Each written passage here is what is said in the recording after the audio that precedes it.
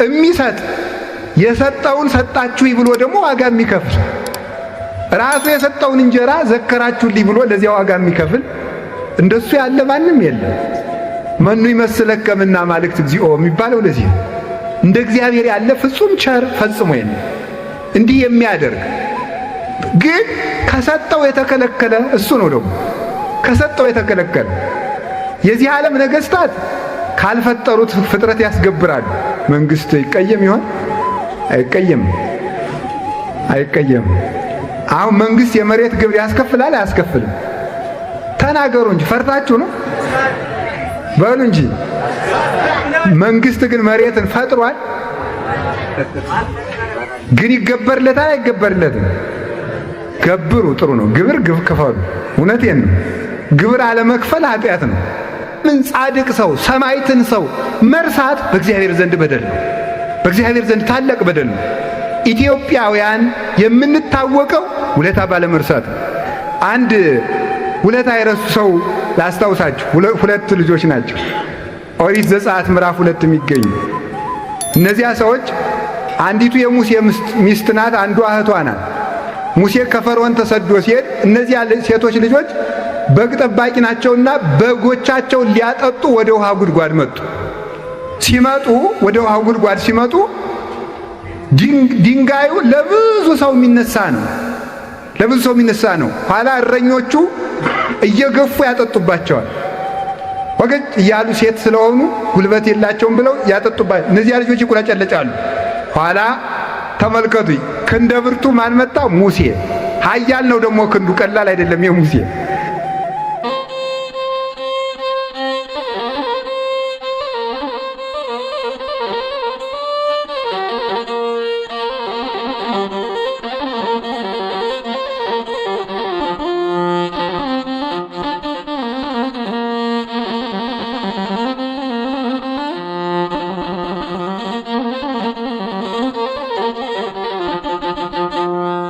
በስመ አብ ወወልድ ወመንፈስ ቅዱስ አሃዱ አምላክ።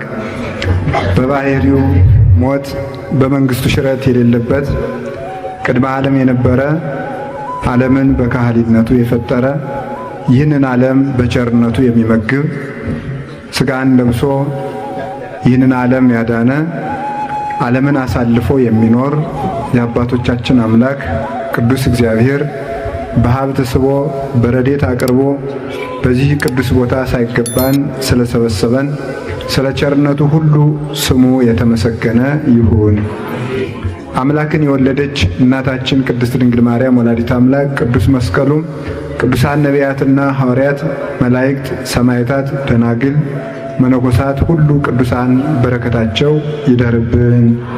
የተከበራችሁ ሊቃውንተ ቤተ ክርስቲያን በየማዕረጋችሁ የአድባራት የገዳማት አስተዳዳሪዎች፣ ሁላችሁ የእግዚአብሔር ቤተሰቦች አንድ አምላክ በሚሆን በአብ በወልድ በመንፈስ ቅዱስ ስም እንደምን ሰነበታችሁ? እንደምን ዋላችሁ? እየረሳችሁት እግዚአብሔር ይመስገን አትሉም? እንደምን አመሻችሁ? ፈጣሪያችን እግዚአብሔር ለዚህ ቀን ስላደረሰን ስሙ የተመሰገነ ይሁን። ወይ ተዘከሮ ሰብ ህውረ ለውእቱ ብሲ፣ ያንን ሰው ማንም አላሰበውም በሚል ርዕስ እንማማራለን። እስኪ በሉ ያንን ሰው በሉ። ማንም አላሰበውም በሉ ሁላችሁ። ያንም ሰው ማንም አላሰበውም። ሶስተኛ በሉ ያንን ሰው ማንም አላሰበውም። መጽሐፈ መክብብ ምዕራፍ 9 ቁጥር 15 ላይ በቅዱስ መጽሐፍ ተጽፎ የምናገኘው ኃይለ ቃል ነው። እንግዲህ ያንን ሰው ማንም አላሰበውም ብላችኋልና በህሊናችሁ ያላሰባችሁት ሰው ካለ እንድታስቡ የቤት ሥራ እየሰጠዋችሁ ታስባላችሁ። መታሰብ ሲገባው ያልታሰበ አንድ ሰው አለ ይላል በመጽሐፍ። እና ምንድነው ያልታሰበው? ያ ሰው ማን ነው? ምን አድርጎ ውለታው የተረሳበት ሰው ነው? ምን አይነት ሰው ነው? እንዲህ ሰው የተባለው ሰውዬ ማን ነው የሚለውን ታሪኩ መጽሐፍ ቅዱስ እንደ እናት ማዕድ ነው። የእንጀራ እናት ታውቃላችሁ አይደል? የሆናችሁ አትቀየሙ። የእንጀራ እናት ጠባይ ከሌላችሁ የእንጀራ እናት መሆናችሁ አያስወቅሳችሁ። እና የእንጀራ እናት ስትሰጥ ለልጁ የሰጠችውን መጠን ባሏ እንዲያውቅላት አስጥታ ነው የምትሰጠው፣ ገልጣ ማለት ነው። እናት የሆነች እንደሆነ ግን በትንሽ እንጀራ ብዙ ነገር ጠቅልላ ትሰጠዋለች። ቅዱስ መጽሐፍ በጥቂት ኃይለ ቃላት ብዙ ምግቦችን ጠቅሎ የያዘ ነው።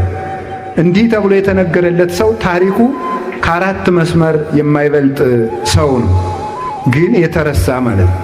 በቅዱስ መጽሐፍ እንደተመዘገበልን እንደተጻፈልን ሰው ከሚሰራቸው ታላላቅ ኃጢአቶች አንዱ ውለታ መርሳት ነው። ውለታ መርሳት በጣም ከባድ ኃጢአት ነው። በራእየ ዮሐንስ 7ቱ አርእስተ ኃጣውእ ወይ ደግሞ 7ቱ የዘንዶው ቀንድ ተብለው የተነገሩለት የዘንዶው 7 ቀንድ አለው የተባሉት እነዚህ ቀንዶቹ 7 ኃጢአት ናቸው። ከ7ቱ ኃጢአቶች አንዱ ውለታ መርሳት ነው። ውለታ መርሳት በሕይወታችን ውስጥ ብዙ ውለታ የዋሉልን ሰዎች አሉ። ከልጅነታችን ጀምረን ስናስበው የመጀመሪያውን ውለታ እናታችን ትወስዳለች። 9 ወር ከ5 ቀን ተሸክማ ነፃነቷን ተነፍጋ በሰላም ሳታድር ሳትተኛ በውስጧ ሰው ስትሆን ሰው ተሸክማ እየተገላበጠ እረፍት እየነሳት ከሷ ሕይወቱ ይልቅ ጽንሱ በሰላም ይወለድ ይሆን እያለች እያሰበች እየተጨነቀች አካላችን ተሰባብሮ አጥንታችን ደቆ ከምንቀበለው መከራ በሚበልጥ ምጥ ወልዳ ወተት ሲያልቅባት ደም አጥብታ የምታሳድግ እናት ናት። ይህን ሁሉ መከራ የምትከፍል አባት ወጥቶ ወርዶ ተርቦ ተጠምቶ ትከሻቸው ከሞቀ ልብሳቸው ከሞቀላቸው መብል ከጣፈጠላቸው ደርቦ ደራርቦ ለብሶ አደባባይ መዋል ሲችል ልጅ አሳድግ ብሎ ቀዩ ጠቁሮ ረጅሙ ጎብጦ ወፍራሙ ከስቶ ከሰው በታች ሆኖ ልጁን ያሳድጋል። አባት ባለውለታችን ነው። መምህራን ባለውለታችን ናቸው። ካህናት ባለውለታችን ናቸው። ጎረቤት ባለውለታችን ነው። ምድር ባለውለታችን ናት። ሰማይ ባለውለታችን ነው። የፍጥረታት ሁሉ ውለታ አለብን እና የሰው ልጅ ሰው የሚባለው የዋለለትን የማይረሳ ሰው ነው። ይህ ትልቅ ሰው ይባላል። እግዚአብሔር ራሱ ውለታ ባለመርሳት የሚታወቅ ነው። እሱም ይህን ያስተማረን እሱ ነው። ታሪኩን ልንገራችሁና ወደ ትምህርቱ እንሄዳለን። እንዲህ ይላል፣ ወናሁ ዘንተ ርኢኩ እምታይተ ፀሐይ ጥበበ፣ እነሆ ከሰማይ በታች አንዲት መልካም የተሻለች ነገር አየው፣ ይህችውም ጥበብ ናት። ከሰማይ በታች ታላቅ ነገር ያማረች ነገር አየው፣ ያችም ጥበብ ናት ይላል። ከሰማይ በታች ትልቁ ነገር ምንድነው? ጥበብ ነው። ሀብት ያለው ሰው ጥበብ ከሌለው ለሌባ ለወንበዴ ዘርቶት ይሄዳል። ጥበብ ያለው ሰው በቀዝቃዛ ውሃ መንግሥተ ሰማያት ሲገባ፣ ጥበብ የሌለው ሰው ደግሞ በሙሉ ሀብቱ ታስሮ ሲኦል ይወርዳል። ሀብትም ጥበብ ያስፈልገዋል። ሰለስቱ ምዕት በፍትሕ መንፈሳዊ ባለጸጋ ብትሆን ጥበብ የሌለህ ሰው አትሁን፣ ጥበብ ከሌለህ ጥቅም የለውም ይላል። ሁሉ ነገር ትዳር ጥበብ ያስፈልገዋል። ሳያውቅ የገባ ሰው ሳያውቅ ይወጣል። ንግድም ጥበብ ያስፈልገዋል። ምግብም ጥበብ ያስፈልገዋል። ሁሉ ነገር ጥበብ ያስፈልገዋል። አነዋወር፣ አነጋገር ሁሉ ጥበብ ያስፈልገዋል። ግባ ማለትና ግባ ማለት ልዩነት አለው አይደለም? ይኸው በዚህ ጠብ ይመጣል ማለት ነው። በአነጋገር ችግር ነው። ፊደሉ አንድ ነው። ንባብ ባለማሳመር ማለት ይህም ጥበብ ያስፈልገዋል። ሁሉ ነገር ልብስ ጥበብ ያስፈልገዋል። አጠቃላይ መውጣት መውረዳችን ሁሉ ጥበብ ያስፈልገዋል። የሚጽፍም በጥበብ ነው፣ የሚናገር በጥበብ ነው፣ የሚበላም በጥበብ ነው። የሚጠጣም በጥበብ ሁሉም በጥበብ የሚኖር በጥበብ ነው። ስለዚህ ይሄንን ከሰማይ በታች ትልቅ ነገር ምንድን ነው ካል ጥበብ ነው። ደስታም ጥበብ እኮ ያስፈልገዋል። ደስታ እንኳን ሐዘን ደስታ ጥበብ ያስፈልገዋል። ልቅሶም እኮ በጥበብ ነው የሚደረገው። ጥበብ የሌለው ሰው ልቅሶ ያውቃል? አይቻልም። ሰርግ ቤት ተሄዶ ይለቀሳል? አይለቀስም። የልቅሶም ቦታ አለ፣ የደስታም ቦታ አለ። ሁሉም በቦታው ነው የሚደረገው። አሁን ያለ ልክ ዝም ብሎ ወዲያና ወዲህ እያሉ ቢያለቅሱት መሰበርም አለ። ኤሊን ታውቁታላችሁ? ታቦተ ጽዮን ተማረከች ሲሉት አዳንቄ ያለቅሳለሁ ሲል የገዛ ወንበሩ ጥሎት ተሰብሮ ሞተዋል። አዳንቆ ማለቀስም ችግር ነው። እዚህ ዳጋ እስጢፋኖስ አጽማቸው ያሉ ነገስታት አሉ። ከገዳሙ አጽማቸው በዳጋ እስጢፋኖስ ካረፉ ነገስታት አንዱ ንጉሥ አዞር የሚባል አለና የ6 ሰዓት ንጉሥ ነው። እስከ 6 ሰዓት ነው የነገ በኢትዮጵያ ታሪክ የ6 ሰዓት የንግስና ታሪክ ያለው ንጉሥ እሱ ብቻ ነው። የሞተ በምንድን ነው ካላችሁ በደስታ ነው። ነግሶ ራቅ አድርጎ ህዝቡን ራቅ አድርጎ ቢደሰት እኮ ጥሩ ነበረ። ሰው ሁሉ እንኳን ደስ ያለ እያለ መጥቶ ሲሰፍርበት ትንፋሽ አጥሮት ሞተ። ይሄ ችግሩ ነው። ይሄ ራሱ ማለት ደስታም በጥበብ ነው፣ ሐዘንም በጥበብ ነው። ሁሉም ነገር ነው እና ይሄ ነው እኮ በጥበብ ከተለቀሰ የንጉሥ ልጅ ሲሞት የሚለቀስና ንጉሥ ሲሞት የሚለቀሰው ልቅሶ ልዩነት አለው አሉ። ሰው ሲያለቅስ ንጉሥ ሲሞት የሚለቀሰው ምን ተደርጎ ነው? ከበድ ተደርጎ ነው? ቀለል ተደርጎ ይመስላችኋል? የንጉሥ ልጅ ሲሞት የሚለቀሰውና ንጉሥ ሲሞት የሚለቀሰው ልዩነት አለ። በቃ ለእናንተ ሰጥቻችኋለሁ። ሁሉም በጥበብ ነው። ከቃሉ ጋር ናችሁ? አዎ፣ ሁሉም ነገር እኮ በጥበብ ነው። በብልሃት በፈሊጥ ፈሊጥ የሌለው ሰው ፈጽሞ ቢሰጡት ወሩሮ መጣል ብቻ ነው። አያምርበትም። ሁሉም ነገር አይጠጋውም፣ ይይዘዋል እንጂ ማለት እና ጥበብ ያስፈልጋል። እና ከሰማይ በታች ጥበብን መልካም ነገር ሁና አየዋት። ባቲ ኃያላን ይነግሱ ባቲ ይጽሕፉ ጽድቀ ጠቢባን ይጽሕፉ ጽድቀ። ጥበበኞች ጥበብን ይጽፋሉ፣ ነገስታት በጥበብ ይነግሳሉ። ሁሉም ነገር እድሜም ጥበብ ያስፈልገዋል። ካልተጠቀሙበት እድሜ ቢሰጥ ጥቅም የለው፣ አዙሮ ይጥላል እንጂ። እንዲያውም ለክፉ ሰው ጥበብ ከሌለው መቆየቱ ፍዳ ያስጨምርበታል እንጂ ጥቅም የለው። መቆየቱ ቀን ባደረ ቁጥር ሌት ባደረ ቁጥር ቀን በዋለ ቁጥር በክፋት ላይ ክፋትን እየጨመረ ሳይመለስ በመቅረቱ እግዚአብሔር በሱ ላይ ፍዳ ከመጨመር በቀር ከመቆየቱ የሚጠቀመው ሰው ስለሌለ ያለ ጥበብ የያዙት እድሜም ጥቅም የለው። ሁሉም ጥበብ ነው። ከሰማይ በታች አንድ መልካም ነገር አየው፣ እሱም ጥበብ ነው ይላል ሰሎሞን። በኋላ ምን ያህል ተመልከቱ። አባይ ይእቲ በሃቤ ንስቲት ሀገር ወለይ ነብሩ ውስቴታ ህዳጣን። አንዲት ሀገር አየሁ፣ ያቺ ሀገር ታናሽ ከተማ ናት ይላል። ታናሽ ከተማ አየሁ፣ በመጠን ያነሰች ከተማ። ያቺ ሀገር ግን በእኔ ዘንድ ታላቅ ናት ይላል። ወደ ላይ ለጥበብ ቢቀጥሉለት ደግሞ ጥበብ በእኔ ዘንድ ታላቅ ናት። አንዲት ታላቅ ሀገር ታናሽ ሀገር አየሁ፣ አንዲት ታናሽ ሀገር፣ ያቺ ሀገር ግን በእኔ ዘንድ ታላቅ ናት። በውስጧ የሚኖሩ ሰዎችም ቁጥራቸው ጥቂት ነው። በውስጧ የሚኖሩ ሰዎች ዋመ መጻ ላይሊሃ ንጉሥ አብይ ወአገታ። ታላቅ ንጉሥ ብዙ ሰራዊት ያለው ሰው ንጉሥ መጥቶ ያችን ሀገር ከበባት ይላል። ከበባት፣ ያችን ሀገር አስጨንቆ አስጠብቦ ሰራዊት አብዝቶ ያችን ሀገር አስጨንቆ ያዛል። ከተማይቱ ታናሽ ናት፣ ሕዝቧም ጥቂቶች ናቸው። ግን ከሕዝቧ የሚበዛ ሰራዊት ያለው በመንግስቱ የገነነ ንጉሥ መጥቶ ያችን ሀገር ከበባት። ወየሐንጽ ላዕሌሃ ጥቅመ አብየ። ያ ንጉሥም በእሷ ላይ ቅጥር ቀጠረባት፣ ታላቅ ሕንፃን አነጸ ማለት ብዝሃ ሰራዊት አበዛባት፣ ኃያላኑን አሰለፈባት ይላል። ምን ይደረጋል? አሁን የሐሙሲት ሕዝብ አሁን ስንት ይሆናል? ስንት ይሆናል? ሲቆጥሩ ገምቱ። አሉ ከንቲባው 30,000 ከንቲባው ነዎት? ምክትል ነው? ነዋሪ? ደህና ነው። ስንት ነው? 30,000 ቢሆን ነው ተብሏል። የሐሙሲት ከተማ ህዝብ 30,000 ነው።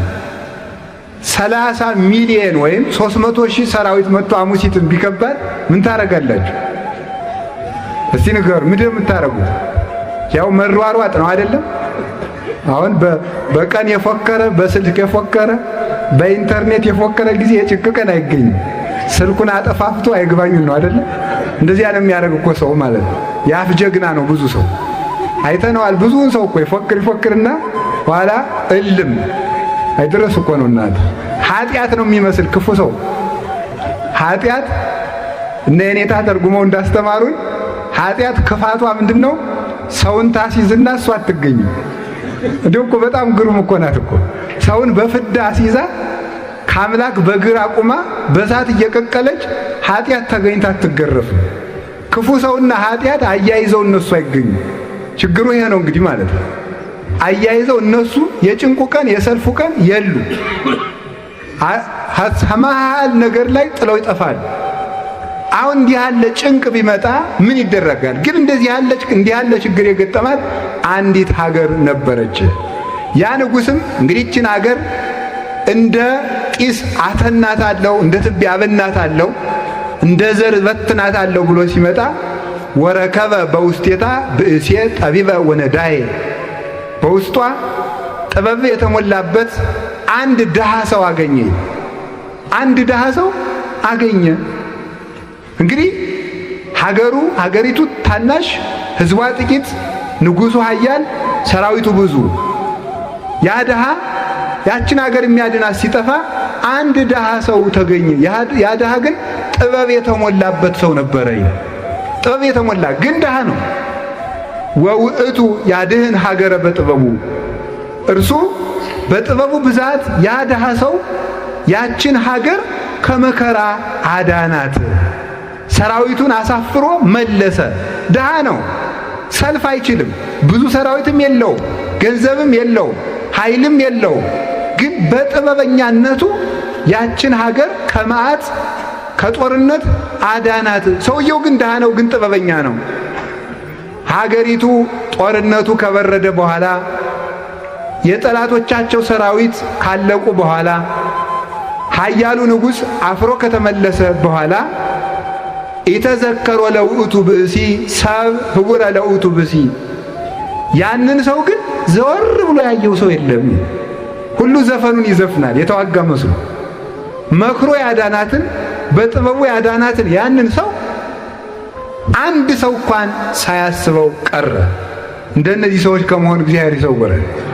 በጨነቀን ጊዜ በጠበበን ጊዜ ከሞት አፋፍ ያወጣንን ሰው ከመርሳት በላይ ምን ነውር አለ በእውነቱ? ማለት ሀገርን ከመታደግ ሕፃናትን ከመርገፍ እናቶችን ያለ ዕድሜያቸው ያለ ጊዜያቸው እንዳይጨነቁ ነፍሰ ጡሮች ሽማግሌዎች ወጥተው እንዲገቡ ያለ ጧሪ እንዳይቀሩ ሀገር በሰላም ውላ እንድታድር ያደረገን ድሃ መርሳት ፍጹም በደል ነው። ወአንሰ እብየ ትሄይስ ጥበብ እምኃይል እንተ ትትሜነን እኔ ግን ከኃያል ሰው ይልቅ ከጉልበተኛ ሰው ብርታት ይልቅ ጥበብ ትሻላለች እላለሁ። በሌሎች በትዕቢተኞች የተናቀች ጥበብ መልካም ናት ብዬ እናገራለሁ ይላል ሰሎሞን። ወደ ታሪኩ ልምጣላችሁ። ከቃሉ ጋር ናችሁ? እግዚአብሔር ከሁላችን ጋር ይሁን። እነዚያ ሰዎች በጣም ጥሩ አድርገዋል አላደረጉም? አቤት! እነዚህ ሰዎች ጥሩ አላደረጉም የምትሉ መስቀል አድርጋችሁ ቀኝ እጃችሁን አውጡት። እነዚህ ሰዎች ጥሩ አላደረጉም የምትሉ በሉ። ጥሩ አላደረጉም። እንዴት ሀገሪቱን ያዳናትን ሰው እንዴት ይረሱታል? ጥሩ በሉ እንጂ በደንብ አድርጉ። በደንብ አድርጋችሁ አውርዱ። እነዚያ ሰዎች ማን እንደሆኑ ነግራችኋለሁ። የሆኑ ሰዎች ናቸው። በሆነ ሀገር የሚኖሩ የሆኑ ሰዎች ናቸው። ያዳናቸውን አንድ ድሃ ሰው ግን ጥበብ የሞላበት ባለጸጋን የረሱ። ይሄ የመጀመሪያው ሕዝቅያስ ይባላል። እስኪ በሉ ሕዝቅያስ ይባላል። ታሪኩን አልተርከውም። ሕዝቅያስ ሰናክሬም የሚባል ንጉሥ በመጣበት ጊዜ እንደ ሰናክሬም ያለ ሰራዊት የሌለው ውጊያ የማያውቅ በኃይል ያልበረታ በታናሿ ሀገር በጥቂቷ አውራጃ በኢየሩሳሌም የነገሰ የታላቁን የፋርሱን ንጉሥ ሰናክሬምን እንኳን ለመግጠም ከሱ ጋር ለመነጋገር እንኳን አቅምና ብርታት የሌለው የአንዲት ክፍለ ሀገር ንጉሥ የነበረ ሕዝቅያስ ይባላል። ትንቢተ ኢሳይያስ ምዕራፍ 38 ላይ ታሪኩን ታገኙታላችሁ። ይሄ ሰናክሬም 185,000 ወታደር ይዞ የመጣ ሰው 185,000 ወታደር ይዞ የመጣ እስራኤል ደግሞ እንደ አሙሲት ያለች ናት። ምንም እንዲሁ ዝም ብላ ቁም ነገር የሌላት ማለት ነው። አይ አሙሲት ቁም ነገር የላትም አላልኩም። ያችን ሀገር ነው ያልኩኝ ነው ማለት። ያች ሀገር ቁም ነገር የሌላት ወይ ኃይል የላት እንደዚህ ያለች ሀገር ነበረች። ሰናክሬም በሙሉ ሰራዊቱን እንደ ጎርፍ አብዝቶ እንደ ተራራ አቁሞ በቁጣ ያለ ምሕረት ያለ ርኅራኄ መጣ። ግብሬን ገብር ለጣዖትም ስገድ ብሎ በሕዝቅያስ ላይ ላከበት። እዚያ በኋላ የወርቅ ወንበር አሰርቶ ይህን ልኬልሃለሁ፣ ወደፊት እገብራለሁ፣ ይህንን ይዘህ ተመለስ ብሎ መልእክት ላከበት። የ7 ዓመት ግብሬን አግባ፣ ይሄ 1 ዓመትም አይሞላም። አይ እንግዲህ ወዲያስ የለኝም አለው። ገጠሙ። መጣ ሰናክሬም እየደነፋ ማለት ነው። ሀገሪቱ እንዳትድን ሰራዊት የላት፣ ጉልበት የላቸው፣ አቅም የላቸው። አንድ ምስኪን ማን ተገኘ?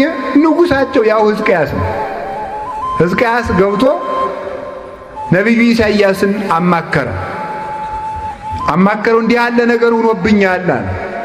እንዲህ ያለ ነገር ሆኖብኛልና እንዲያው ምን ላድርግ አለ። ከታቦተ ጽዮን ገብተህ አልቅስ፣ እግዚአብሔር ኃይል ይልክልሃል አለ። ገብቶ እግዚአብሔር ኃይል አለኝ ሲሉት ካለህማ ሲደክም እመጣለሁ ብሎ ጥሎ ይሄዳል። የለኝም ሲሉት ግን እግዚአብሔር በኃይል ይረዳል። ኃይል የለኝም ሲል ሕዝቅያስ እግዚአብሔር ገብቶ ረዳው። በማን? በነቢዩ በኢሳይያስ ረዳውና በአንድ ቀን ሕዝቅያስ ሰራዊት ሳያደራጅ የጦር መኮንኖች ሳይበረቱ ሰልፉ ሳይሞቅ ራሱ ቅዱስ ሚካኤል የብርሃን ሰይፉን ጋት ያህል መዞ ለሰናክሬም ወታደሮች ቢያሳያቸው 185,000 የሰናክሬም ወታደር ደም ጎርሶ ወድቆ አደረ። ቆይ ሰዓት እናያለን። እንደዚህ አድርጎ ያን ሁሉ አርግፎት አደረ። እግዚአብሔር ኃያል ነው። እግዚአብሔር ኃይልየ ወፀወንየ ውእቱ የከል ቦቱ። እግዚአብሔር ብዋጋ ጉልበቴ ነው፣ ጋሻዬ ነው፣ ብሮጥ መሸሸጊያ ነው። በአምላኬ የተአደው አለ አረፍት ይላል ቅዱስ ዳዊት።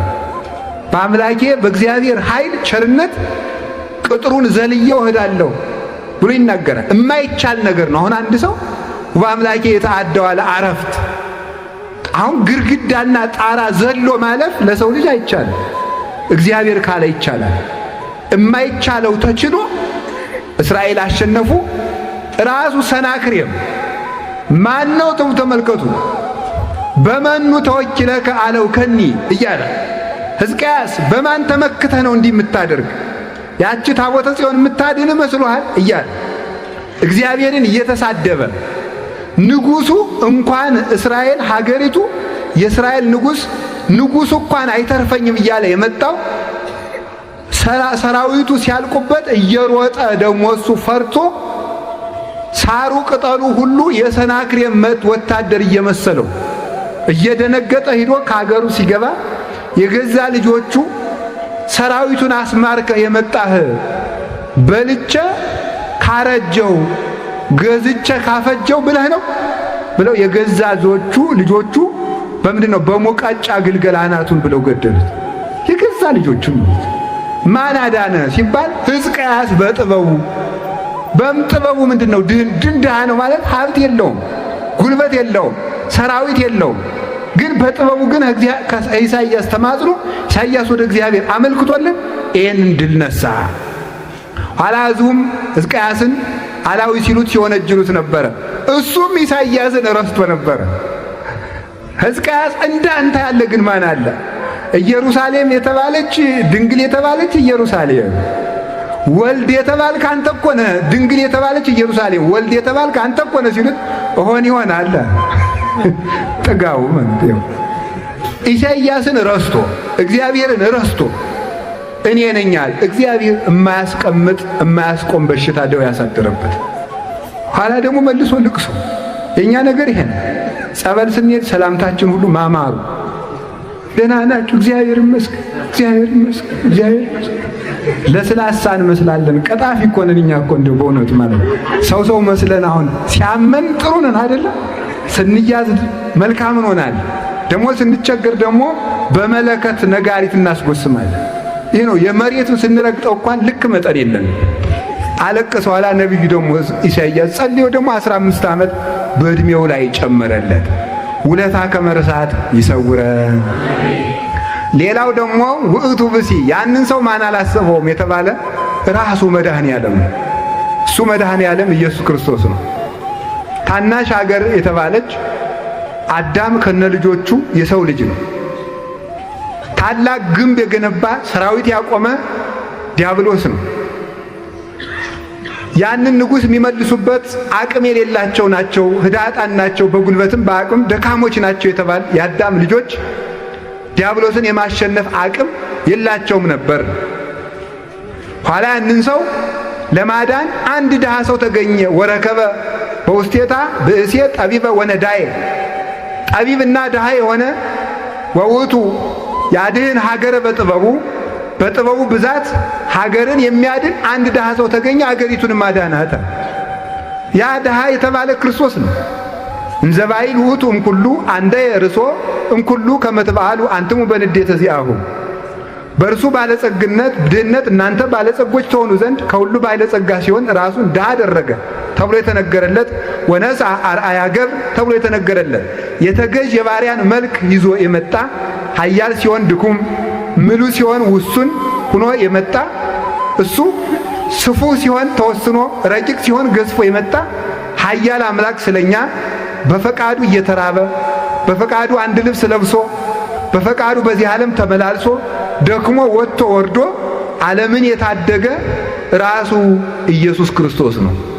የእንጨት ደም አፍሰን የጠፋነውን የእሱን ደም አፍሶ ያዳነን የታደገን፣ በልተን የጠፋነውን አብልቶ ያዳነን፣ በልተን የተራቆትነውን ሥጋውን አብልቶ የብርሃን ልብስ ያለበሰን፣ እርሱ ርስት ያወረሰን፣ ተሰዶ ርስት የሰጠን፣ ደክሞ ኃይል የሰጠን፣ ሙቶ ሕይወትን የሰጠን፣ ታሞ በሕማሙ ያዳነን ራሱ መድኃኔዓለም ኢየሱስ ክርስቶስ ነው። እርሱ ነው። ጥበበኛ ነው። ዲያብሎስ በጥበቡ ዲያብሎስ ተተንኩሎ እባብ ለብሶ ሔዋንና አዳምን እንዳጠፋ መድኃኔዓለም ደግሞ በሥጋ ብእሲ የሰውን ሥጋ ለብሶ ከዲያብሎስ ተሰውሮ ዲያብሎስን ድል የነሳ ዓለምን ከፈጠረበት ጥበቡ ዓለምን ያዳነበት ጥበቡ ይበልጣል ተብሎ እንደተነገረለት ይህንን ዓለም ራሱን ድሃ አድርጎ በጥበቡ የፈወሰ ያዳነ መድኃኔዓለም ኢየሱስ ክርስቶስ ነው። ያንን ሰው አቅም ሳይኖረን የደረሰልን እርሱ ነው። ያንን ሰው ማንም አላሰበውም ማለት ክርስቶስን የሚያስበው ሰው ጠፋ ማለት ነው። ይኸውላችሁ ክርስቶስን የሚያስብ ሰው ፈጽሞ የለም። ዛሬ አላችሁ? ከቃሉ ጋር ናችሁ? እግዚአብሔር ከሁላችን ጋር ይሁን። የእሱንና የእኛን አስታውሱት። እሱ ቅዱስ ጳውሎስ እንዳለ ዘአኮ ይእምስ እግዚአብሔር ታልእኮተክሙ እግዚአብሔር ለቅዱሳን ስላገለገላችሁ ለቅዱሳን ስለደከማችሁ ዕብራውያን 6 ላይ እንደተናገረ ለቅዱሳን ያገለገላችሁትን አገልግሎት ይረሳ ዘንድ እግዚአብሔር አመፀኛ አምላክ አይደለም ይላል። እግዚአብሔር ውለታ ያስታውሳል። ከውለታዎቹ አንዱ ቅዱሳን በሕይወት ሳሉ የደከሙትን ሲሞቱ ያስታውስላቸዋል። አብርሃም፣ ይስሐቅ፣ ያዕቆብ በሕይወታቸው ደክመው ያደረጉለትን ከሞቱ በኋላ አስቦላቸዋል። አስቦም ለልጆቹ ርስት አውርሶላቸዋል። ሰሎሞን 1000 ሴት አግብቶ ሰሎሞን 1000 ሴቶችን ተከትሎ አመንዝሮ 2 ዓመት ለጣዖት አጥኖ እግዚአብሔርን ሲያስቀይም እግዚአብሔር በኃጢአት ምክንያት መንግስትን ከሁለት እከፍለዋለሁ ካለ በኋላ ስለ አባትህ ስለ ዳዊት ስል ግን በዘመንህ አላደርገውም ብሎታል። ዳዊትን አስቦ የዳዊትን ውለታ እግዚአብሔር በልጁ አስቦለታል። እግዚአብሔር ውለታ ያስባል። ደግሞ እኮ የሚያስደንቅ እኮ ነው። ለእግዚአብሔር ውለታ የሚውልለት ሰው የለም። እንዴት ብትሉ ለሱ ያደረግነው ነገር ራሱ ከሱ የተገኘ ስለሆነ ብንማር እሱ በሰጠን አይምሮ ነው። ብናስተምር እሱ በገለጠው ዕውቀት ነው። ብንሰጥ እሱ ያበቀለውን እህል ነው። ብናጠጣ እሱ ያፈሰሰውን ውሃ ነው። ልብስ ብንሰጥ እሱ ካበቀለው ጥጥ አግኝተን ነው። ብንሰግድ እሱ በፈጠረው ኃይል ባጎናጸፈው ጉልበት ነው። ብናመሰግን እሱ ባከናወነው አንደበት ነው። መልካም ብናስብ እሱ በፈጠረው ልቡና ነው። ብንቀድስ ብናስቀድስ በገዛ ሥጋው በገዛ ደሙ ነው። የእሱ ያልሆነ የለም። ስለዚህ ምን ይባላል ተመልከቱማ፣ ዘያአሲ ተወካፊ የሚሰጥ የሰጠውን ሰጣችሁ ብሎ ደግሞ ዋጋ የሚከፍል ራሱ የሰጠውን እንጀራ ዘከራችሁልኝ ብሎ ለዚያ ዋጋ የሚከፍል እንደሱ ያለ ማንም የለም። መኑ ይመስለከ እምነ አማልክት እግዚኦ የሚባለው ለዚህ እንደ እግዚአብሔር ያለ ፍጹም ቸር ፈጽሞ የለም። እንዲህ የሚያደርግ ግን ከሰጠው የተከለከለ እሱ ነው። ደግሞ ከሰጠው የተከለከለ የዚህ ዓለም ነገሥታት ካልፈጠሩት ፍጥረት ያስገብራሉ። መንግስት ይቀየም ይሆን? አይቀየም፣ አይቀየም። አሁን መንግስት የመሬት ግብር ያስከፍላል አያስከፍልም? ተናገሩ እንጂ ፈርታችሁ ነው በሉ እንጂ። መንግስት ግን መሬትን ፈጥሯል። ግን ይገበርለታል አይገበርለትም? ገብሩ፣ ጥሩ ነው። ግብር ክፈሉ። እውነቴን ነው። ግብር አለመክፈል ኃጢአት ነው። ጌታም ራሱ እኮ ከፍሏል። አይሁድ የሚያረጉት ቢጠፋቸው መምህር አቤት ለቄሳር ግብር እንክፈል፣ መናጢ አይደሉ መችስ እንክፈል ክፈሉ ቢል ፖለቲከኛ ነው ሊሉ ነው። እናንተስ እኛን እንዲያር የምትሉት መከራ እኮ ነው፣ አይደረስ ነው። መንግስት ህዝቡ እንዳያለማ እያደነዘዛችሁት ነው ይላል። እኛን መጥቶ ስብከት እያበዛችሁ ነው ይላል።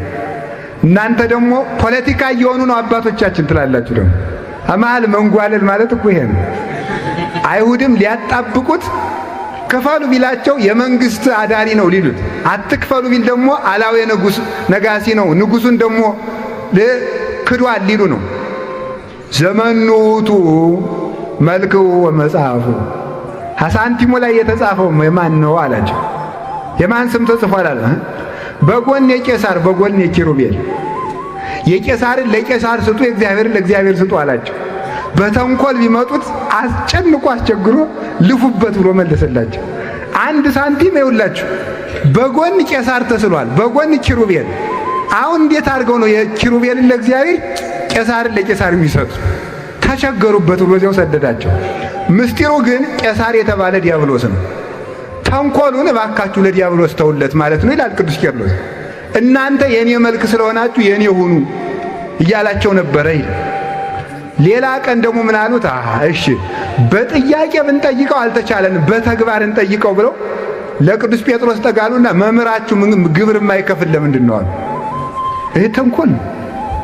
መምህራችሁ እንዴት ግብር የማይከፍል እንደዚህ ተብሏል አለው ቅዱስ ጴጥሮስ። እንዲህ አላቸው፣ ደቀ መዛሙርትስ ለምን ግብር አይከፍሉም? የነገስታት ልጆች ይገብራሉ ወይስ ያስገብራሉ?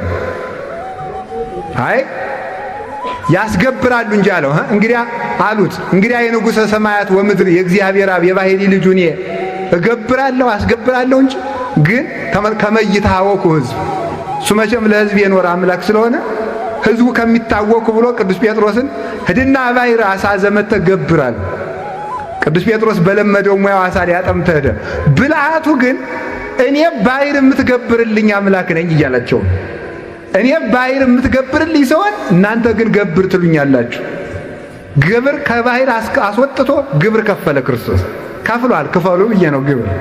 ወደ ቁም ነገሩ ግን ስንመጣ መንግስት፣ ዋናው ነገር መንግስት ያልፈጠረውን ያስገብራል ነው ሐሳባችን።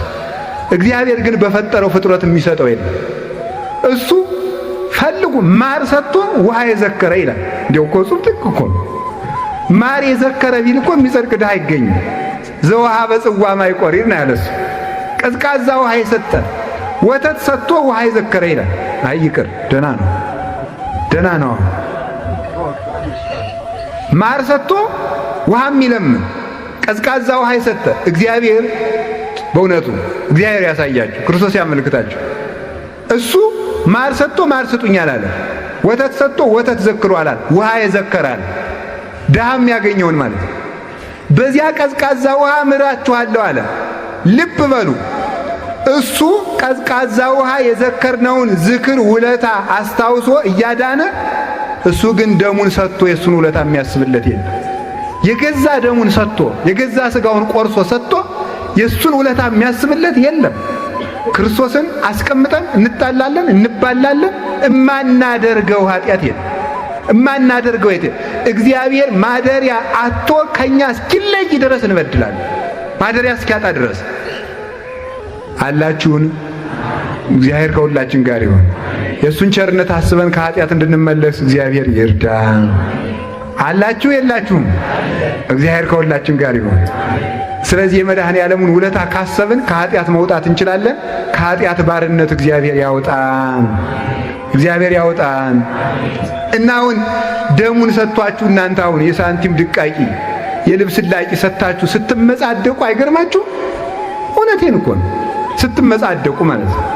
ሰው እያያችሁ የምትሰጡ፣ ሰው ካላያችሁ ማትሰጡ፣ እልል ካልተባለላችሁ ማትሰጡ፣ ውለታችሁ ካልተዘረዘረ ማትሰጡ፣ የዚህ አገር ሰው ለጋስ ነው ካልተባላችሁ ደስ የማይላችሁ። ባለፈው አንድ ቦታ የተናገርኩ አንድ ታሪክ ልናገር። አፄ ቴዎድሮስ ደብረ ታቦር መድኃኔ ዓለምን ያሰሩት እሳቸው ናቸው። እና ሲያሰሩ ድንጋይ ህዝቡ ያመጣል። ሲያመጣ እሳቸው ቁጭ ብለው ድንጋይ ያስመጣሉ። ሲያስመጡ አንዱ ገበሬ ድንጋይ ተሸክሞ ያመጣል። ኋላ ሲያመጣ እሳቸው በዚህ ችሎት ገጥሟቸው ሲያዩ ሰውየውን አላየዋሉ። ተሸክሞ መጥቶ አላየው ሲሉ ዙሮ ተሸክሞ ዞት ሄደ። ተመልሶ ዞት መጣ። ደሞ ይዞት ሄደ።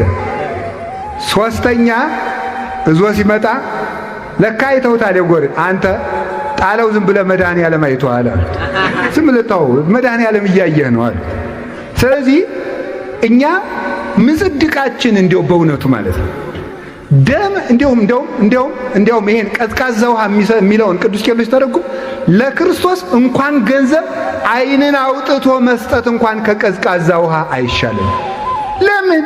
ምክንያቱም መንግሥተ ሰማያትን ገብተን የምንኖረው ጸጋና ደስታ ዓለም ከተፈጠረ ጀምሮ ዓለም እስከሚጠፋ ድረስ ያለ የሰው ልጅ ከነገንዘቡ ደሙን ጨምሮ ቢከፍል አንድ ሰዓት መንግሥተ ሰማያትን ትክ ብሎ ለማየት እንኳን አይመጥንም ነው። ያንን ደስታ ለማየት ለገዛ ራሳችን ብለን ነው በእውነቱ ማለት ነው። ያና እሱ እነግስ ኃይል ንጉሥ፣ እጸድቅ ኃይል ጻድቅ፣ እከብር ኃይል ክቡር ነው። ተሰቅለ በእንቲያ ነው ለኛ ብሎን ያን ሁሉ መከራ የተቀበለ ሰው የገዛ ሀገሩን የገዛ መንግሥተ ሰማያቱን ለሚገዛበት ነገር ስስት ቢይዘው ምን ትሉታላችሁ? እንዲያውም ቅዱስ ዮሐንስ አፈወርቅ እንዲህ ይላል በተግሳጹ አንተ ሰው ይህች ሀገር ዘንድሮ ትጠፋለች ብትባልና ያች ማዶ ሀገር ደግሞ ዘንድሮ አትጠፋም ቢሉ ቤት የምትሰራው የትኛው ሀገር ነው ይላል። የትኛው ላይ ነው የምትሰሩት? በሉ ንገሩኝ እስኪ በሉ እንጂ። አቤት የማይጠፋው ሀገር ነው አይደል? ታዲያ በመንግሥተ ሰማያት ቤት ስራ ሲሉ ለምን ትዘግያለህ? በሚጠፋ ዓለም እየማሰንክ በማይጠፋው ዓለም አይዳው ድኩማት ያሐንጻ እሎንተ አብያተ ይላል። ለድሃ የሰጡት እንጀራ ነው እኮ ከሄዶ ከሰማይ የብርሃን ቤት የሚሰራ። ለክርስቶስ የሰጧት አንዲት ጠጠር እኮ ናት የሰማይ ቤት የምትሰራ። ሶፋው እኮ ቤት አይሰራም እኮ ተጎልቶ ነው የሚቀር። እዚህ ገንዘብ ቀበሮ እኮ ነው። እናንተ ኪስ የነበረው ገንዘብ እንደ ገንዘብ ያለ ጨካይ ባይድ የለም። ሰውየውን ገለው ሲወስዱት እስኪ ተውት ማይል ሐሞቀ ኪስ እየሄደ የሚጎለት ማለት ነው። ገንዘብ እኮ ነው ማለት ነው። መገደያ መጥፊያ እኮ ነው ማለት ነው። ያወቀበት ደግሞ ይድንበታል፣ ይጸድቅበታል። ይሄንን ነው ያንን ድሃ ያሰበው የለም የተባለ የክርስቶስን ቤተክርስቲያን የሚያስባት የለም። መሮጥ ሲደክም ተመልሰህ ስትመጣ እግዚአብሔርን የምታገኘው አይምሰልህ። እግዚአብሔር አሁን የሚገኝ አምላክ ነው። የእግዚአብሔር ቸርነት ከመርሳት እግዚአብሔር ራሱ ይጠብቃል። ሶስተኛ በቃ የትምህርት የመጨረሻ ይሄ ነው። አንድ አንዲት ሀገር ነበረች፣ ታናሽ ሀገር የተባሉ ጻድቃን ናቸው ይላል። ጻድቃን ሰብእና ጻድቃን ናት። ታላቅ ሀገር የተባለች ትንሽ የሆነች ግን ታላቅ የተባለች በስጋ ያነሱ ግን በቅድስናቸው ታላቅ የሆኑ ጻድቃን ሰብእና ጻድቃን ነው። ዲያብሎስ ተመልከቱ፣ ብዙ ሰራዊት ይዞ የመጣው ዲያብሎስ ነው። ከዚያ በኋላ በጥበባቸው ሀገር ያዳኑ የተባሉ ሀገር ሰውነታቸውን በጾም በጸሎት በፍቅር በትትና በትዕግስት ጥበብ ሰውነታቸውን ከዲያብሎስ ወረራ ያዳኑ ጻድቃን ናቸው። እንደገና በገዛ ጸሎታቸው ሀገር የታደጉ ጻድቃን ናቸው። እነዚህን ጻድቃን መርሳት ከመርሳት በላይ በደል የለም። ያንን ሰው ግን ያሰበው የለም።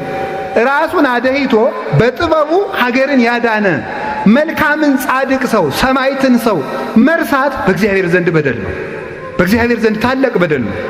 ኢትዮጵያውያን የምንታወቀው ውለታ ባለመርሳት ነው። አንድ ውለታ የረሱ ሰው ላስታውሳችሁ። ሁለት ልጆች ናቸው። ኦሪት ዘጸአት ምዕራፍ 2 የሚገኙ እነዚያ ሰዎች የአንዲቱ የሙሴ ሚስት ናት፣ አንዷ እህቷ ናት። ሙሴ ከፈርዖን ተሰዶ ሲሄድ እነዚያ ሴቶች ልጆች በግ ጠባቂ ናቸውና በጎቻቸውን ሊያጠጡ ወደ ውሃ ጉድጓድ መጡ። ወደ ውሃ ጉድጓድ ሲመጡ ድንጋዩ ለብዙ ሰው የሚነሳ ነው። ኋላ እረኞቹ እየገፉ ያጠጡባቸዋል። ወገጭ እያሉ ሴት ስለሆኑ ጉልበት የላቸውም ብለው ያጠጡባቸው። እነዚያ ልጆች ይቁለጨለጫሉ። ኋላ ተመልከቱ፣ ክንደ ብርቱ ማን መጣ? ሙሴ። ኃያል ነው ደግሞ ክንዱ፣ ቀላል አይደለም። የሙሴ እጅ ቢማታም አድቅቆ ይጥላል። እንኳን ተማቶ ተሸክመውት እንኳን አይቻልም። በጣም ኃያል የሙሴ እጅ መጣና ያንን አሳሱ ወደዚያ ሁኑ አላቸው። ከዚያ በኋላ አጠጡ። ልጆቹ እስከ ማታ ፀሐይ የመታቸው ይውሉ የነበሩትን ወዲያው ከፍቶ ሲያጠጣላቸው ሰውየውና እናቴ ቤት ጥሬ ብላ እንደማለት እየሮጡ ጥለውት ቤት ነው። አባታቸው ምን አላቸው? ልጆች ዛሬስ እንዴት በጊዜ መጣችሁ አላቸው። አንድ ትልቅ ሰው ተገኝቶ ሁሉንም እረኞች አባሩ አጠጣልና። አንድ ጥያቄ አባታቸው ጠይቃል። ለምንት ሀደጋሁ ለውእቱ ብእሲ፣ ያንን ሰው ለምን ጥላችሁት መጣችሁ? እስኪ በሉ ያንን ሰው በሉ ለምን ጥላችሁት መጣችሁ? ሀዱላ ያተረፈላችሁን፣ ከፀሐይ ሐሩር ይጋረዳችሁን፣ ውሃ ያጠጣችሁን ለምን ጥላችሁት መጣችሁ? ኋላ የሙሴ ሚስት መቼም ኋላ ሚስቱ ስለምትሆን አሁንም እኔ በሄድ አላጣውም ማለት ይዛው መጣች። ባላገኘች እንደ ዋዛ የረሳነው ሰው የሕይወታችን መስመር ይሆናል።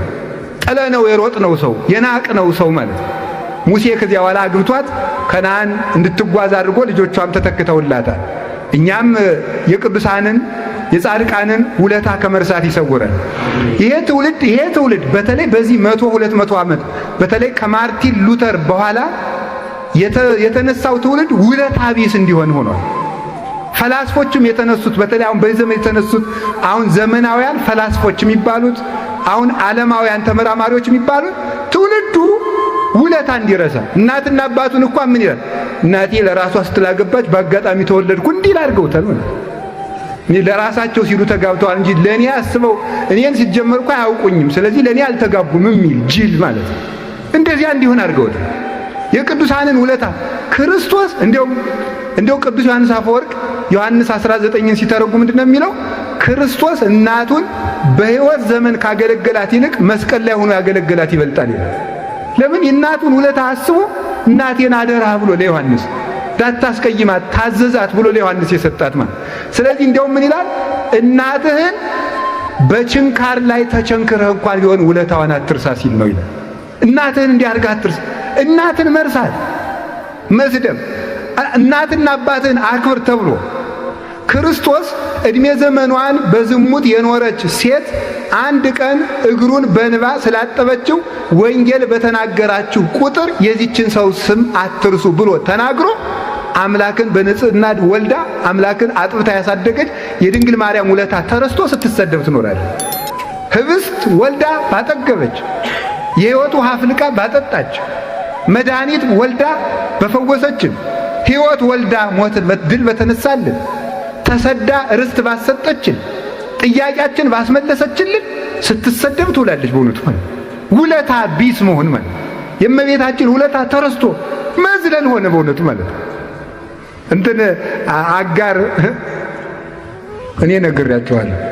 ይህም መጽሐፍ ቅዱስ እያንጠለጠላችሁ ብትሮጡ መጽሐፍ ቅዱስ ራሱ መጥፊያችሁ ነው የሚሆነው። ምንድን አጋር ገረዷ ጋር ስትኖር ሳራ ምን አለች?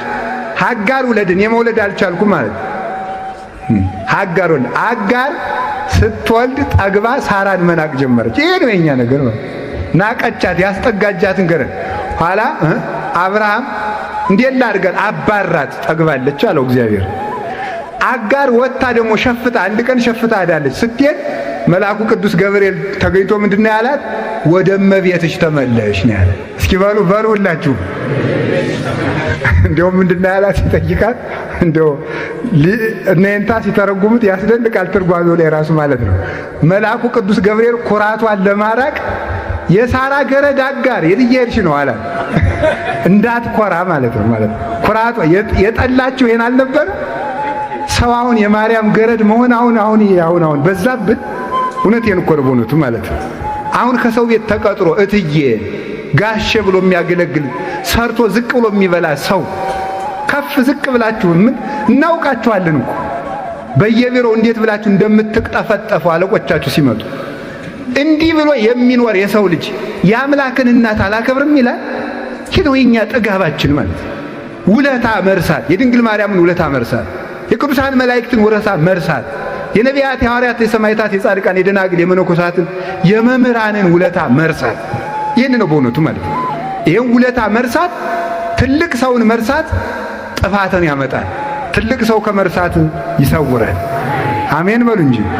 ኢትዮጵያ ሀገራችን ውለታ የማይረሳባት ሀገር ናት። እውነቴን ነው የምነግራችሁ። እዚህ ቆማ ፋሲለደስ ታውቁታላችሁ አይደል? በዚሁ ሀገረ ስብከት የሚገኝ ቆማ ፋሲለደስ ስትሄዱ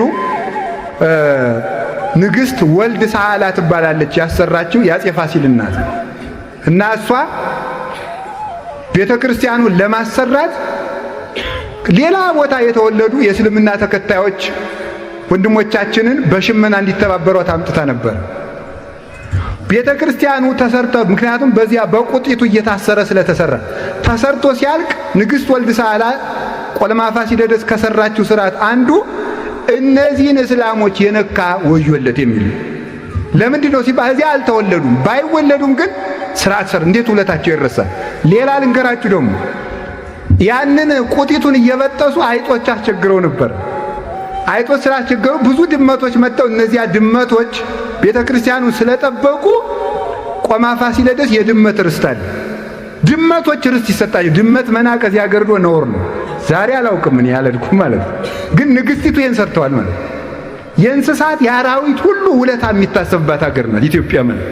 የእንስሳት የአራዊት ውለታ የሚታሰብባት እንኳን ውለታ ያደረገ ያላደረገ ሁሉ በሰላም የሚኖርባት ሀገር ኢትዮጵያ ናት። እኛም ውለታ እንድናስብ እግዚአብሔር ይርዳን። ታዲያ ውለታቸውን ከማንረሳቸው አባቶቻችን አንዱ የኔታ ጥበቡ ናቸው። ሀገር ሲያድኑ የነበሩ ማለት ነው። ሀገር ሲያድኑ የነበሩ እሳቸው ናቸው። የኔታ ጥበቡ ጎደሎ ያልሞሉለት ሰው ማን ይገኛል አሁን በእውነቱ ማለት ነው። ለደቀ መዛሙርት የእውቀት ጎደሎ የሞሉ፣ ትዳራቸው ለታወከባቸው የሰላም ጎደሎ የሞሉ፣ ገበሬዎች አዝመራቸው አንበጣ እንዳይበልባቸው ዝናብ ድርቅ በሆነ ጊዜ ዝናብ አዝንመው ጎተራ የሚሞሉ፣ ድህነት ላሰቃያቸው ሁሉ መክረው ንግዳቸውን ባርከው ለሀብት የሚያበቁ እሳቸው ናቸው። እሳቸው ሲያርፉ ህዝቡ እንዲያው ከሙሴ መቃብር እንስገድ እያለው እንዳስቸገሩ እንደ እስራኤል እንዲያያለ ያስቸግራል ነበር የመሰለኝ። አሁን ረስተን ቁጭ በየሀገራችን ማለት ነው። እሳቸው ሀብታም ያረጉትም፣ እሳቸው ያገቡትም ያጋቡትም፣ እሳቸው የባረኩትም፣ እሳቸው ያስተማሩት ሁሉ እልም ብሎ መጥፋት የዚያችን ሀገር ሰዎች ያስመስላል። የኔታ ጥበብ ሁላችን አለብን በእውነቱ ማለት ነው። ሰላም ለኪ ያላሉለት ሰው የለም። የተሰወረውን የሚያውቁ እኔ ስለሳቸው የመናገር ምንም አቅም የለኝም። የሚነግሯቸው የኔታ ናቸው። እኔ ግን መካነ ኢየሱስ እየተማርኩ አንድ ጊዜ መጣው። ከወዴት መጣህ አሉ። መካነ ኢየሱስ ምንድን ነው የምትማር? ብሉይ ኪዳን አልኳቸው። እና የዚያ ጊዜ ዘጸአት ነበር መማርና ዘጸአት ነው አይሉኝም። እኔ ደንግጬ እንደው መሄጃ ነው የጠፋኝ ማለት ነው። የተሰወረ ያውቁ ነበር። የኔታ እንደነገሯችሁ ማለዳ የኔታ ሊቀ ሊቃውንት ዕዝራ እንደነገሯችሁ ኤልሳ ደቀ መዝሙሩ ግያዝን የሚያደርገውን ካለበት ሆኖ ግያዝ ምን እያደረክ ነበር? አንተ ባለህበት ቦታ ሆኖ ልቤ ካንተ ጋር ነበር አለ። ያለበትን ይመረምር እንደነበረ የተሰወረ የሚያውቁ ከፍቅር ደረጃ የደረሱ እንኳን ለሰው የኔታ ጥበቡ እንኳን የሰዎች ጦጣዎች እንኳን ውለት አለባቸው። ጦጣዎች ሁሉ ታቅፈው ሲያበሉ ነው ያይቻለሁ። ሐምሌ 12 ቀን በ2006 ዓመተ ምህረት ከቅዳሴ በኋላ ጦጣ ታቅፈው ሲያበሉ ሲያጎርሱ አግኝቻቸዋለሁ። እኔ ማለት ነው እኔ ባይኔ ያየሁትን እሳቸውን ዝናብ ሊመታቸው ፀሐይ ሊወጣባቸው ባልተገባ ነበር በእውነቱ ማለት ነው። ግን እኛ ሲሞቅልን የምንርቅ ሲቀዘቅዘን የምንመጣ በመሆናችን ምክንያት የኔታ ሲያርፉ እንዲሆናል ብዬ አላሰብኩም። እኔ ሁሉም ሰው ውለታውን ይዞ ዘወር ሲሉ ዘወር አሉ። እሳቸው ግን ዘወር አይሉ። ዛሬም በበረከታቸው አሉ። አሁን የተኳቸው መምህርም ረድኤታቸው ያደረባቸው በሞገስ የሚታዩ ናቸው። አይደለም እንዴ? ሳይወፍሩ ወፍራም መስለው የሚታዩ በእውነት የኔታ እኔ ሳያቸው የኔታ ላይኩንን ከኔታ ሊቀ ሊቃውንት ዕዝራ ጉባኤ ቤት አውቃቸዋለሁ። የኔታ ላይኩንን የዚህን የደብሩን አስተዳደር በኔታ ጥበቡ የተተኩትን አሁን እዚህ መንኩሰው የኔታ ወንበር ተተክተው ሳገኛቸው ፈራዋቸው እንደገና ማለት ነው። ለምን? የኔታ ሞገስና ግርማ ስላደረባቸው። የኔታ ሀገር የማይተው ከፍቅር ማዕረግ የደረሱ ናቸው በእውነቱ ማለት ነው። ለጠላቶቻቸው የሚያስቡ ከየዋህነት ደረጃ የደረሱ ክርስቶስን የሚያሳዩ ፍቅረ ሲመት የጠፋላቸው ፍቅረ ነዋይ የጠፋላቸው ለሰው የማይከብዱ ለሚበላው ቀምሰው የሚያሳዩ ለሚጠጣው ቀምሰው የሚያሳዩ ለተቸገረ የሚያስቡ የክርስቶስ መልክ ያላቸው ውብ አባታችን ናቸው። እሳቸውን መርሳት ነው አገር ግፍ የሚያመጣብን ችግር የሚያመጣብን የመምህርን ትእዛዝ መርሳት። ከቃሉ ጋር ናችሁን? ከቃሉ ጋር ናችሁን? እግዚአብሔር ከሁላችን ጋር ይሁን። በሕይወት ዘመናቸው እንኳን ሳሉ ሰላም ለኪ መጥቶ ያላስደገመ ሰው ቢኖር ጸሎታ ለማርያም ወስዕለታ እያሉ 60 70 80 ዓመት ለሀገሪትነ ኢትዮጵያ ስላሉ ሁላችንም ውለታቸው አለብን። ይህንን ሀገር በጥበባቸው ያዳኑ እውነቴን ነው የምነግራቸው። ኢትዮጵያ በሰላም የኖረችው በእነ የኔታ ጥበቡ አቅም ነው። ኮሮናው የራቀ በማን ይመስላችኋል? ተጠንቅቀን ነው። ገበያው አልቆመ፣ ለቅሶው አልቆመ፣ ሰርጉ አልቆመ። በምን ይመስላችኋል? ይሄንን ቀኝና ግራውን እንደ ነነዌ ያለየ ሕዝብ ደምን የከፈልክበትን ሕዝብ ያለ ንስሐ አትቁረጠው እያሉ እነሱ ስላለቀሱልን ከመከራ ሄዳን ነው። እማንችለውን የቻል ነው። እማንወጣውን የወጣ ነው። በእነሱ በረከት ነው። በእውቀት የእውቀታቸው በረከት አለብን። ብሉያቱን አዲሳቱን ሊቃውንቱን ገድላቱን ሁሉ ያስተማሩን በትምህርት የትምህርት ውለታ አለብን። በምናኔያቸው የብሕትውና ውለታ አለብን። በምንኩስናቸው የምንኩስና ውለታ አለብን። በጸሎት የትጋታቸው የቅድሳችናቸው ውለታ አለብን። እሳቸው የቻሉትን መከራ ራሳቸውና እግዚአብሔር ያውቁታል። የትዕግስታቸው ውለታ አለብን። የረሃባቸው የጥማቸው ውለታ አለብን። እሸ ቀምሰው የሚኖሩ የነበሩት እዚያ ሁሉ የረሃብ የጥም እነሱ ተርበው አዝመራው በጊዜው በቅሎ ታጭዶ የተወለዱት እንዲያድጉ እንስሳት አራዊት ያለ ጊዜያቸው እንዳይሞቱ አባር ቸነፈር መጥቶ ሀገር እንዳያጠፋ አራዊት ሁሉ ሂደው የሰው ነገር እንዳይዘርፉ ወንበዴ ሽፍታ በሀገር እንዳይነሳ ደሃ ውሎ እንዲገባ የጸሎታቸውና የሕይወታቸው ሁሉ ውለታ አለብን። የእሳቸውን ውለታ የሚመልስላቸው ራሱ መድኃኔዓለም ነው። የድርሻችን ግን ልጅነታችንን ለመመስከር እሳቸውን ውለታቸውን ለመመለስ ሳይሆን የውለታዎትን እናውቅለዎታለን ለማለት የድርሻችንን እንድንሳተፍ አምላከ ቅዱሳን ኃይልና ብርታቱን ይስጠን። አባቶቻችን ረስተን በእግዚአብሔር ከመረሳት ይሰውረን። ወስብሐት ለእግዚአብሔር። ይቆየን።